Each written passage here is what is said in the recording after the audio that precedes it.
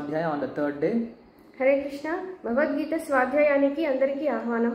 So yesterday we were discussing about the importance and also just by understanding Bhagavad Gita, how one get happiness.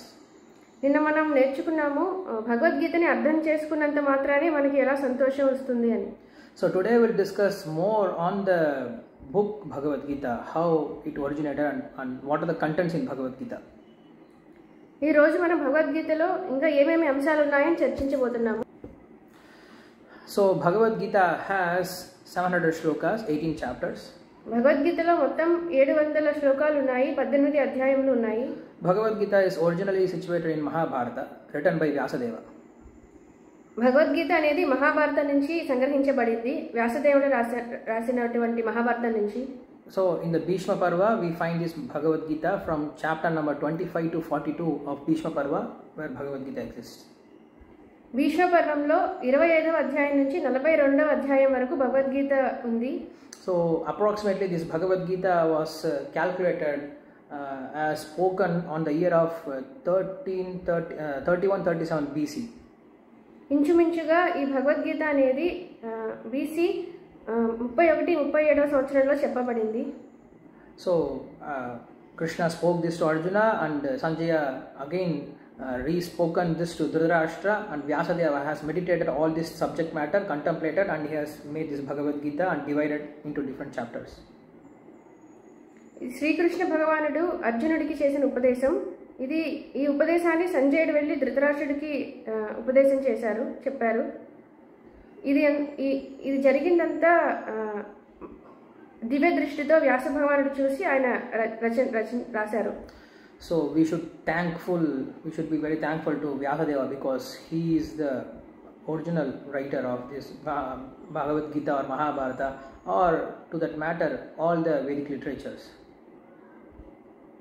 వ్యాస భగవానుడికి మనం ఎంతో రుణపడి ఉన్నాము. ఈ గొప్ప గొప్ప వేదాలని, మహాభారతాన్ని, భగవద్గీతని రాసినందుకు. If we don't have Vyasadeva, we don't know who is Krishna, who is Rama, what is God, what is soul, nothing about spiritual life. So we should be very thankful.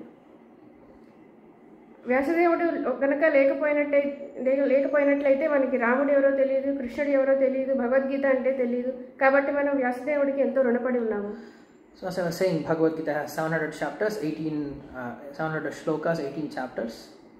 భగవద్గీతలో మొత్తం 700 శ్లోకాలు ఉన్నాయి, 18 అధ్యాయములు ఉన్నాయి.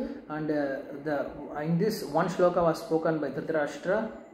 ఇందులో ఒక శ్లోకం ధృతరాష్ట్రుడి చేత చెప్పబడింది. 41 shlokas by Sanjaya. సంజయుడు మొత్తం 41 శ్లోకాలు చెప్పారు. 83 by Arjuna. అర్జునుడు మొత్తం 83 శ్లోకాలు చెప్పారు. 575 by Lord Sri Krishna.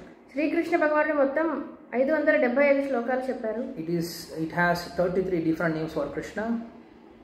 ఇందులో శ్రీకృష్ణ భగవానుడికి మొత్తం 33 వేరే వేరే పేర్లు చెప్పబడినవి. And 12 names for Arjuna.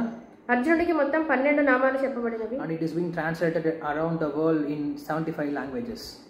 ఈ ప్రపంచంలో మొత్తం 75 భాషలలో ఇది అనువదించబడింది. 1891 commentaries are there all around the world in different languages. మొత్తం ఈ ప్రపంచం మొత్తం మీద 1891 వ్యాఖ్యానాలు ఉన్నాయి ఈ Bhagavad Gita. In English alone there are 273 translations. ఒక్క ఆంగ్ల భాషలోనే మనకి 273 వ్యాఖ్యానాలు ఉన్నాయి. But we will be most discussing from Srila Prabhupada's Bhagavad Gita as it is commentary. మనం ముఖ్యంగా శ్రీల ప్రభుపాదుల వారి చేత అనువదించబడిన భగవద్గీత యథాతథం నుంచి మనం చదవబోతున్నాము. And also we'll discuss few points from Baladev Vidyabhushan's Gita Bhushana. కొన్ని ముఖ్యమైన విషయాలు బలదేవ్ విద్యాభూషణుల వారు చేసిన వ్యాఖ్యానమైన గీతా భూషణ్ నుంచి కూడా చదవబోతున్నాము. సారార్థ Varshini from Vishwanath Chakravarti Thakur. Viswanatha చక్రవర్తి ఠాకూర్ వారు రాసిన సారార్థ చంద్రిని నుంచి చూడబోతున్నాము. And Gita Bhashya by Ramanuja. Gita భాష్య రామానుజాచార్యులు వారు రాశారు. And Gitaartha Sangraha by Yamunacharya.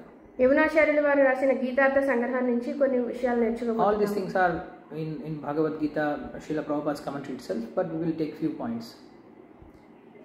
ఇవన్నీ వీళ్ళు చెప్పిన విషయాలన్నీ ప్రభుపాదుల వారు రచించిన అనువాదం చేసిన భగవద్గీత యథాతథంలో ఉంది.